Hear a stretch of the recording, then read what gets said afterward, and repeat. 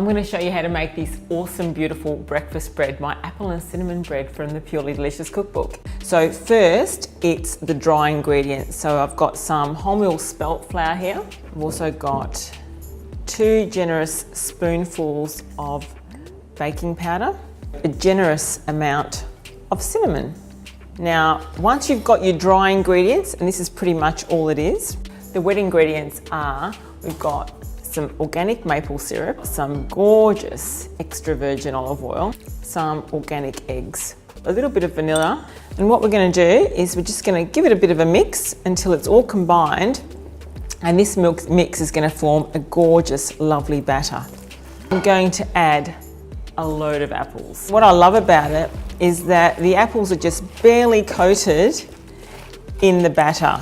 So when you cut into this bread, you're just going to see this amazing just bounty of goodness. I'm going to pour it in to my baking tin, and I'm just going to press it down just to make sure that the apples are pressed down and everything's condensed and everything bakes evenly.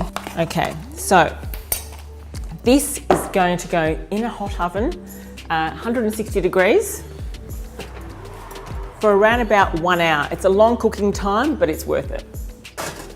Well, it's been about an hour now, and the apple cake is ready. Oh my God, this is great. Okay, so all we need to do is allow it to cool.